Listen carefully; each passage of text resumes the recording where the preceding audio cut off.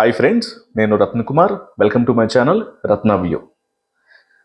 Night ఎపిసోడ్కు సంబంధించినటువంటి review ఇది. మీరు ఏమనుకుంటున్నారు? గౌతమ్ వర్సెస్ పృథ్వీలో ఎవరిది మిస్టేక్ అనుకుంటున్నారు? అలాగే పట్టు వదలని విక్రమార్కుడు టాస్క్లో గౌతమ్ తీసుకున్నటువంటి డెసిషన్ ఏదైతే ముందుగానే వాళ్ళ నేమ్స్ రాసుకొని తర్వాత డైస్ని వేసి ఆ ప్లాట్ఫామ్ని దాన్ని అనుకున్న ప్రకారం అది తొలగించినటువంటి విధానం ఉంది కదా, ప్లాట్ఫామ్ని తొలగించడం అనేది, దానికి సంబంధించి మీ యొక్క అభిప్రాయం అనేది చెప్పండి. అలాగే విష్ణుప్రియకి రోహిణికి స్టార్టింగ్లో జరిగినటువంటి చీఫ్ కంటెండర్గా సెలెక్ట్ చేసుకున్న సమయంలో రోహిణికి విష్ణుప్రియకి మధ్య కన్వర్జేషన్ జరుగుతుంది. సో దానికి సంబంధించి కూడా అంటే విష్ణుప్రియ ఏమో నేను చేసినా సరే నీకు ఉపయోగం లేకుండా పోతుంది, అందుకే నేను నిఖిల్ని చీఫ్ కంటెండర్గా సెలెక్ట్ చేసుకోవాలనుకుంటున్నాను అని విష్ణుప్రియ అంటది. రోహిణి మాత్రం తను చెప్పినటువంటి విషయం ఏంటంటే, నువ్వు చేస్తా అని చెప్తావు కానీ మనస్ఫూర్తిగా చేయవు, అసలు మనస్ఫూర్తిగా చేయడానికి నువ్వు చేయటం కూడా వేస్ట్, అలాంటప్పుడు చేయకూడదని రోహిణి చెప్తుంది. వీళ్ళిద్దరిలో ఎవరు కరెక్ట్ అనిపించారు అనే దానికి సంబంధించి ఓవరాల్గా వీటి మీద మీ యొక్క అభిప్రాయాన్ని కామెంట్స్ రూపంలో తెలియజేయండి. ఏమాత్రం ఆలస్యం చేయకుండా వీడియోలోకి వెళ్దాం. ఇక స్టార్టింగ్ చీఫ్ కంటెండర్స్గా మెజారిటీని సెలెక్ట్ చేసుకోమని చెప్తారు. అందులో నుంచి ఒకళ్ళని చీఫ్ కంటెండర్గా సెలెక్ట్ చేసుకోవాల్సి ఉంటుంది, అతనే చీఫ్ కంటెండర్ అవుతారని బిగ్ బాస్ చెప్పిన తర్వాత మెజారిటీ ఆఫ్ ద పీపుల్ రోహిణిని సెలెక్ట్ చేసుకుంటారు. తక్కువ మంది నిఖిల్ని సెలెక్ట్ చేసుకుంటారు. బట్ వాళ్ళందరూ చెప్పినటువంటి రీజన్స్ అనేవి ఎవరి పాయింట్ ఆఫ్ వ్యూ వాళ్ళకు ఉంది. క్వశ్చన్ ఏంటంటే, యష్మి ప్రేరణ కూడా రోహిణిని సెలెక్ట్ చేసుకోవడంతో అక్కడే రోహిణికి కొంత మెజారిటీ అనేది దక్కింది. అదే నాట్ ఎక్స్పెక్టెడ్. వాస్తవానికి ఎవరు ఎక్స్పెక్ట్ చేయరు వాళ్ళిద్దరూ చేస్తారు, ఆ హెల్ప్ చేస్తారు రోహిణికి అని. బట్ అది వాళ్ళ వర్షన్ కూడా, వాళ్ళ పాయింట్లు అనేవి కూడా చాలా కరెక్ట్గా పెట్టారు. కానీ విష్ణుప్రియ నిఖిల్ని సెలెక్ట్ చేసుకోవడంలో భాగంగా రోహిణి మీద వేసినటువంటి అలిగేషన్స్ ఏవైతే ఉన్నాయో వాటికి సంబంధించి ఒకసారి మాట్లాడుకున్నట్లయితే, విష్ణుప్రియ మాట్లాడుతూ ఏం చెప్తుందంటే, నేను నీకు హెల్ప్ చేద్దామని వస్తే నేను హెల్ప్ సరిగా చేయలేదని, అది చేయలేదని, నీకు వాల్యూ లేకుండా పోతుంది, నేను చేసిన హెల్ప్ కూడా నువ్వు సరిగా తీసుకోవట్లేదు, దాని మీద కూడా నువ్వు నిందలేస్తున్నావు, అందుకని నేను విలువ లేనప్పుడు ఇంకెందుకు, అందుకని నేను నిఖిల్ని సపోర్ట్ చేద్దాం అనుకుంటున్నాను, తను బాగా అని తనకు ఈ రకమైనటువంటి అలిగేషన్స్ రోహిణి మీదేసి నిఖిల్ని సపోర్ట్ చేస్తున్నా అంటది. అప్పుడు రోహిణి చెప్తుంది, నువ్వు సపోర్ట్ ఇస్తాను వస్తావు కానీ నీ మనసులో ఉండదు, నువ్వు ఎవరికైతే సపోర్ట్ చేయాలనుకుంటున్నావు వాళ్ళకే సపోర్ట్ చేస్తావు, పేరుకేమో ఇక్కడ ఒకళ్ళ పేరు చెప్తావు, నీ సపోర్ట్ ఏమో వేరే వాళ్ళకు ఉంటుంది. మనస్ఫూర్తిగా చేయలేనప్పుడు ఎవరికైతే సపోర్ట్ ఇవ్వాలనుకుంటున్నావో వాళ్ళనే సపోర్ట్ చేయగాని పేరు ఒకటి చెప్పి సపోర్ట్ మాత్రం ఇంకొకళ్ళకి ఇవ్వాలి అని నువ్వు తీసుకునే డెసిషన్ ఉంది చూసావా, అంటే నువ్వు చెప్పేది ఒకటి చేసేది ఒకటి. సో ఇది నాకు అనిపిస్తుంది అనే విషయం చెప్తుంది. వాస్తవానికి ఆడియన్స్గా నాకు కూడా సేమ్ ఇదే ఫీలింగ్ ఉంటుంది. ఆమె ప్రతిసారి కూడా హెల్ప్ చేస్తున్నాను నామకే వాస్తా, మూటలు వేసే టాస్క్ కావచ్చు, లేకపోతే రోహిణిని సపోర్ట్ చేస్తున్నా అని చెప్పని పృథ్వీ కానీ నిఖిల్ కానీ యష్మి కానీ వీళ్ళు గనక టాస్క్లో ఉంటే మిగతా వాళ్ళకి నామకే వాస్తు సపోర్ట్ అని చెప్పి నామకే వాస్తు చేస్తుంది, సపోర్ట్ ఇస్తా అని చెప్పి, కానీ సపోర్ట్ తీసుకెళ్ళి వీళ్ళకి చెప్తుంది. అలాంటప్పుడు ఇట్లా డబుల్ షేడ్లో బిహేవ్ చేయడం ఎందుకు? అయినా ఇప్పటి వరకు ఉన్నటువంటి బిగ్ బాస్ కంటెస్టెంట్లలో ఎవరైనా అనవసరంగా ఇన్ని వారాల పాటు ఎట్లా సర్వైవ్ అవుతూ వస్తున్నారు అనే ఒక క్వశ్చన్ మార్క్ ఎవరికైనా మిగిలిపోయింది అంటే ఇప్పుడున్నటువంటి కంటెస్టెంట్స్లో అది ఖచ్చితంగా విష్ణుప్రియనే. ఆమె నామినేషన్స్లోకి వస్తే అసలు టాప్ 5 కూడా, ఎందుకంటే ఆల్మోస్ట్ సీజన్ మొత్తం చూసేసాం కాబట్టి, చివరికి వచ్చేసింది కాబట్టి, టాప్ 5కి అనర్హత లిస్టు అనేది కనుక ఒకటి తీస్తే అందులో నేను ఖచ్చితంగా విష్ణుప్రియ పేరు కూడా చెప్తాను. సో అది వాళ్ళిద్దరి మధ్య జరిగినటువంటి కన్వర్జేషను, వాళ్ళిద్దరి మధ్య కన్వర్జేషన్స్లో నా యొక్క అభిప్రాయం. ఇక నెక్స్ట్, ఎప్పుడైతే గౌతమ్ కొంతమంది కలిసి వైల్డ్ కార్డ్స్ని టార్గెట్ చేసి వాళ్ళని బయటికి పంపించాలని చూశారు, అందుకనే నేను చీఫ్ కంటెండర్గా రోహిణిని సెలెక్ట్ చేసుకోవాలనుకుంటున్నానని చెప్పినప్పుడు వైల్డ్ కార్డ్స్ని బయటికి పంపించాలని చూశారు అనే దాని మీద నబీల్కి పృథ్వీకి ఇద్దరు కొంత అబ్జెక్షన్ రైస్ చేస్తారు. ముందు పృథ్వీకే అది వస్తుంది. ఎందుకంటే మాకు ఈ మాట అంటున్నారు మీరు వైల్డ్ కార్డ్స్ని బయటికి పంపించాలని, బట్ మాకు బిగ్ బాస్ చెప్పాడు ఒక సునామీ రాకపోతుంది అని. సునామీ అంటే మేము నెగిటివ్గా తీసుకున్నాం, అది ఒక నెగిటివ్ వైపు. సో దానివల్ల మాకు ఎటువంటి లాస్ ఉందో, ఎటువంటి ఇబ్బంది ఎదురవుతుందేమో అన్న ఉద్దేశంతోనే మేము బయటికి పంపించాలనుకున్నాము, అంతే తప్ప మాకు వేరే ఇంటెన్షన్స్ ఏం లేవు, అది బిగ్ బాస్ చెప్పినటువంటి విషయం అని చెప్తాడు.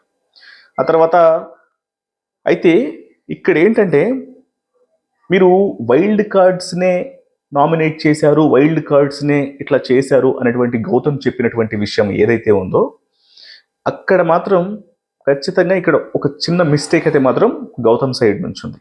ఎట్లా అంటే అప్పుడు వైల్డ్ కార్డ్స్ రాగానే నేను దాన్ని కూడా అసలు నిజంగా ఇది ఏం జరిగింది అనేది మళ్ళీ ఒక్కసారి వెనక్కి వెళ్ళి చూసా. 37th ఎపిసోడ్ అది, వీళ్ళు వచ్చి నామినేషన్స్ని పార్టిసిపేట్ చేసినప్పుడు ఎపిసోడ్ అది. వీళ్ళు వచ్చి రాగానే బిగ్ బాస్ డిసైడ్ చేస్తాడు. బిగ్ బాస్ ఏం చెప్తాడంటే ఒరిజినల్ గ్యాంగ్స్టర్స్ని రాయల్ క్లాన్ని అంటే వైల్డ్ కార్డ్స్ని ఏమో రాయల్ క్లాన్ అని, ఆల్రెడీ హౌస్ మేట్స్ ఫస్ట్ నుంచి ఉన్న వాళ్ళనేమో ఒరిజినల్ గ్యాంగ్స్టర్స్ అని 2 సపరేట్ టీములుగా చేసినప్పుడు క్లాన్స్గా వీళ్ళు వాళ్ళని నామినేట్ చేయాలి, వాళ్ళు వీళ్ళని నామినేట్ చేయాలి. అది బిగ్ బాస్ చెప్పినటువంటి విషయం. సో అది ఇప్పుడున్న హౌస్ మేట్స్కు సంబంధం లేదు.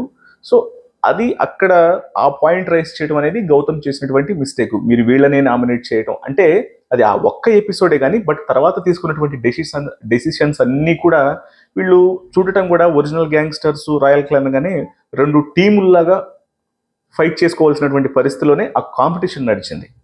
అది ఇప్పుడు ఈ టీంకి కూడా సంబంధం లేదు. బట్ గౌతమ్ ఆ పాయింట్ రైస్ చేయడం కూడా అరే, సో అక్కడ మాత్రం అంటే ఆ మాట మాట్లాడటం అనేది మాత్రం గౌతమ్ సైడ్ నుంచి నాకు అది మిస్టేకే అనిపించింది. ఎందుకంటే అది బిగ్ బాస్ చెప్పింది. కానీ గౌతమ్ ఈ విషయం మాట్లాడటం వెనకాల ఉన్నటువంటి ఒపీనియన్ ఏంటంటే ఇది తర్వాత ఒక గ్రూప్గా వెళ్తుంది. ఒరిజినల్ గ్యాంగ్స్టర్స్లో మిగిలిన వాళ్ళందరూ కూడా ఈ పృథ్వీ, నిఖిల్, యష్మి, విష్ణుప్రియ, ప్రేరణ వీళ్ళందరూ కూడా ఒకళ్ళనొకళ్ళు ఆ టైం దొరికినప్పుడు ఒకళ్ళనొకళ్ళని సపోర్ట్ చేసుకుంటూ ముందుకెళ్ళేటువంటి బ్యాచ్ అవడంతో వీళ్ళందరూ కూడా ఒక టీమ్గా ఉన్నారు. ఈ టీమే మిగతా వాళ్ళందరినీ కూడా టార్గెట్ చేసి అందరినీ బయటికి పంపించేసి ఆ ప్లాన్ చేస్తున్నారు. సో ఇది కరెక్ట్ కాదు. మీలో ఎవడు తప్పు చేసినా ఎవడు ఒప్పు చేసినా సరే, అంటే తప్పు చేసిన వాళ్ళందరినీ పక్కన పెట్టేసి, అంటే ఎవడు మంచి జెన్యూన్గా ఉన్నా ఎవడు బాగా ఆడుతున్నా సరే వాడిని టార్గెట్ చేసి వాడిని బయటికి పంపించాలన్నటువంటి కుట్రకు మీరు తెరతీశారు అనేది గౌతమ్ యొక్క ఉద్దేశం. అది నిజమేనా అంటే వాళ్ళను వాళ్ళు సపోర్ట్ చేసుకున్నారు, వాళ్ళకి మద్దతు ఇచ్చుకున్నారు అనేది మాత్రం ఖచ్చితంగా ఆడియన్ అనేవాడు ప్రతి ఒక్కళ్ళు కూడా చూశారు. బట్ ఇలా అదొక క్లాన్లో ఉండి జరగటం వల్ల అది క్లాన్లో లేకపోయినా సరే వాళ్ళకు పోయి వాళ్ళు మద్దతు ఇచ్చుకునేవాళ్ళే. ఎందుకంటే ఇంకా అది మనం ఫస్ట్ నుంచి కనిపిస్తూనే వచ్చింది. సో ఆ పాయింట్ ఒక్కటి క్లాన్ తప్ప గౌతమ్ ఈ యొక్క డెసిషన్ చూసారంటే ఆల్మోస్ట్ ఈ గ్రూప్ గేమింగ్ అనేది వాళ్ళు బయటకు చెప్పకపోయినప్పటికీ కూడా కొంతమంది పేర్లు చెప్పలే, కానీ గౌతమ్ పృథ్వీ మొహాన్ అనేసాడు. ఎస్, నువ్వు, యష్మి, నిఖిల్, ప్రేరణ మీరందరూ కూడా గ్రూప్గా ఆడేస్తున్నారు, ఇది గ్రూప్ అనేది నిజం అనేది వాళ్ళ మొహానే చెప్పాడు చూసారా, అది హైలైట్ అనిపించింది. వాస్తవానికి ఇదే, కానీ ఇందులో ప్రేరణ మాత్రం కొంత బ్యాలెన్స్డ్గా వ్యవహరించింది అనేది మాత్రం నాకు అనిపించింది. బట్ ఈ మిగతా ఉన్న వాళ్ళందరూ కూడా, ఇంకా అందులో విష్ణుప్రియ ఇంక్లూడ్ అయింది. బట్ విష్ణుప్రియ కూడా ఆ సమయంలో మాట్లాడబోతుంటే విష్ణు కరెక్ట్ టయానికి నువ్వు అలా అనటం కరెక్ట్ కాదు, డిఫెన్స్ లాయర్ అనటం కరెక్ట్ కాదు, నువ్వు అందరినీ అంటున్నావు అనగానే నేను పృథ్వీతో మాట్లాడుతున్నప్పుడు నీకేమైంది, నువ్వెందుకు మాట్లాడుతున్నావు, నువ్వెందుకు వస్తున్నావు అని గౌతమ్ రైస్ చేసిన పాయింట్ తనకి ఆయుధం ఇచ్చినట్లయింది. మరి పృథ్వీతో మాట్లాడుతున్నప్పుడు నిఖిల్ వస్తున్నాడు, విష్ణుప్రియ వస్తుంది, ప్రేరణ మాట్లాడుతుంది, యష్మి మాట్లాడుతుంది. సో ఇదంతా చూసిన వాళ్ళకి ఏమవుతుందంటే ఇప్పుడు కూడా కనిపిస్తుంది కదా అని ఒక ఫీలింగ్ అయితే వచ్చింది. సో అది ఇక్కడ వరకు అటు గౌతమ్లో ఆ పాయింట్ రైస్ చేయడం అనేది అక్కడ తన మిస్టేక్ ఉంది. ఆ తర్వాత తను రైస్ చేయాలనుకున్నటువంటి పాయింట్స్ ఏవైతే ఉన్నాయో, గ్రూప్ని బయట పెట్టాలన్నటువంటి ఉద్దేశం ఏదైతే ఉందో అది అందరూ కూడా ఫీల్ అవుతున్నటువంటి విషయమే. కానీ ఇక దీని తర్వాత జరిగినటువంటి ఇన్సిడెంట్ ఏదైతే ఉన్నాయో ఇందులో వీళ్ళు ఇండివిజువల్గా ఫైట్ చేసుకుంటున్నప్పుడు పాయింట్లను పెట్టుకొని ఫైట్ చేసుకుంటున్నటువంటి సందర్భంలోనే ప్రేరణ మాట్లాడుతూ వాడు హైలైట్ అవ్వాలని చూస్తున్నాడు, వాడికి స్కోప్ ఇవ్వ మాకు అని సైలెంట్గా చెప్తుంటే ఏంటి వాడికి స్కోప్ ఇచ్చేది అని గట్టిగా అన్నప్పుడు అక్కడ ట్రిగర్ అవుతుంది గౌతమ్కి. వాడు వీడని ఎవరిని అంటున్నావురా, నువ్వు వాడు వీడని ఏం పీకలేవు, దాదాగిరి చేయడానికి వచ్చారా, దందా చేయడానికి వచ్చారా, బెదిరిద్దాం అనుకుంటున్నారా, ఏం చేద్దాం అనుకుంటున్నారు మీరు అని తను కూడా గట్టిగా మాట్లాడతాడు. దాన్ని ఇంకాస్త ఎక్స్టెండ్ చేస్తూ పృథ్వీ ఏం చేస్తాడంటే ఇట్లా రొమ్ముకున్న బొచ్చు కూడా పీకలేవు, 1-2 సార్లు వెళ్ళంటాడు.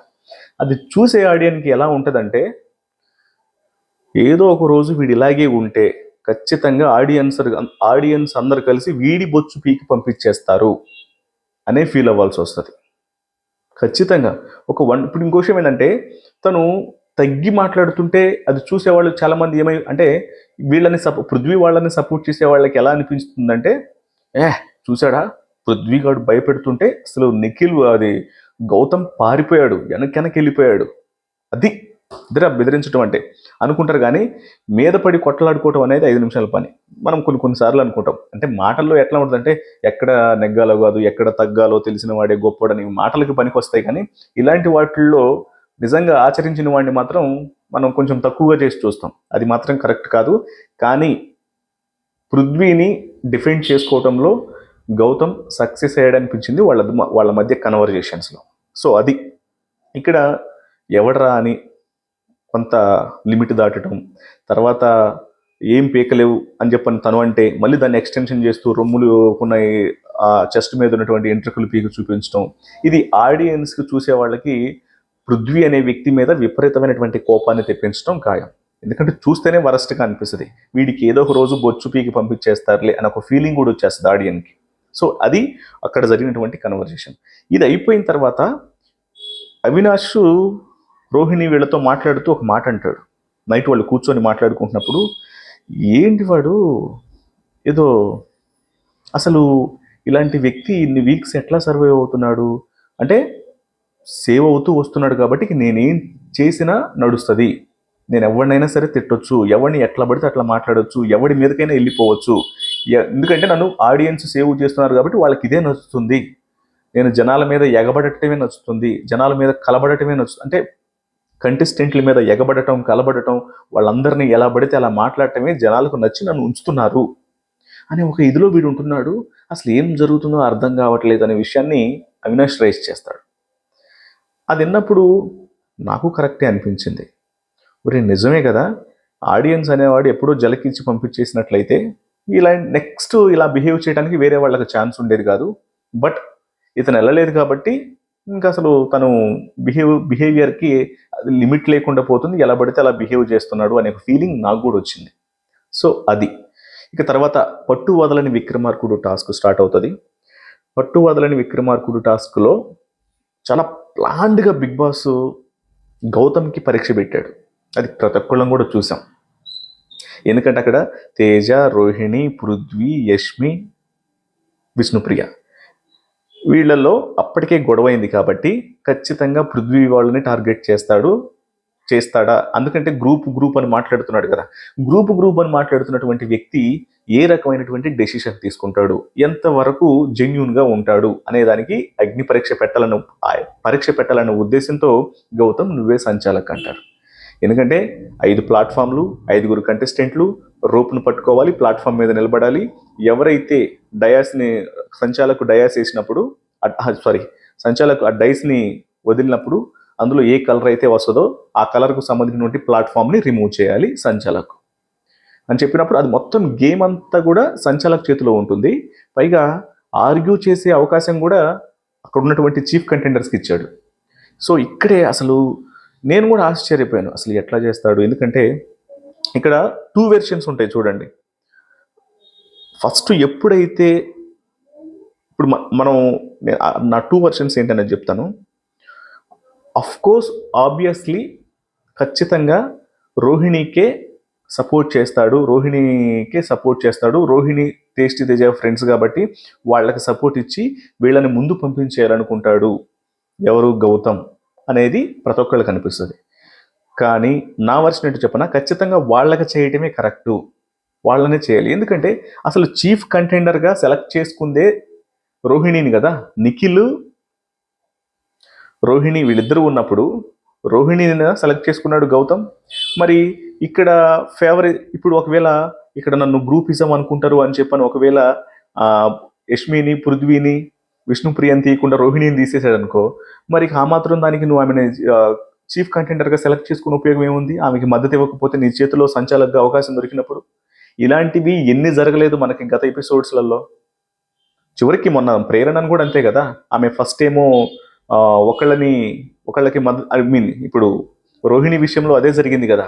ఫస్ట్ ఏమో రోహిణిని సెలెక్ట్ చేసుకుంటుంది, లాస్ట్లోనేమో ఇంకొకళ్ళని సెలెక్ట్ చేసుకుంటుంది డిసైడింగ్ ఫ్యాక్టర్ వచ్చినప్పుడు. అప్పుడు ఖచ్చితంగా రోహిణి ఫీల్ అయింది కదా. ఇప్పుడు ఇదే విషయం కూడా చెప్తుంది వాళ్ళ ప్రేరణ. మొన్న కూడా నీకు వచ్చిన అవకాశాన్ని నా ద్వారానే పోయింది, అప్పుడు నేను ఫస్టే సెలెక్ట్ చేసుకొని తర్వాత నిన్ను సెలెక్ట్ చేసుకోకపోవడంతో ఇబ్బంది అనే విషయం కూడా ప్రేరణ చెప్తుంది కదా. మరి ఇప్పుడు అదే అవకాశం గౌతమ్కి దొరికినప్పుడు ఆల్రెడీ చీఫ్ కంటెండర్గా గౌతమ్ తను రోహిణిని సెలెక్ట్ చేసుకొని ఇప్పుడు తను డిసైడింగ్ ఫ్యాక్టర్ వచ్చినప్పుడు ఆమెని బయటికి పంపించేస్తే ఎట్లా, అప్పుడు కూడా తప్పే అనుకుంటారు కదా.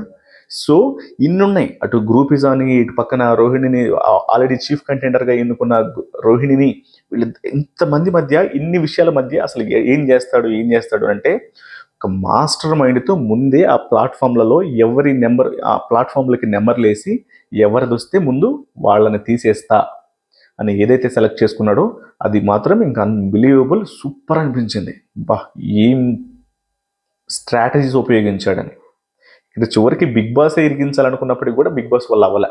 మొత్తానికి అల్టిమేట్గా గౌతమ్ తన స్ట్రాటజీని వాడి ఎవరిని బ్లేమ్ చేయకుండా, ఎవరికి గ్రూపిజం లేకుండా, ఎవరికి పార్షియాలిటీ చూపించకుండా జస్ట్ అసలు ఆ డైస్ని ఎగరేసేటప్పుడు కూడా చాలా స్పష్టంగా తన అంటే ఇలా పెట్టి ఇలా అనొచ్చు, ఎవరినైతే తీయాలనుకుంటున్నారో వాళ్ళని తీసేయచ్చు అని.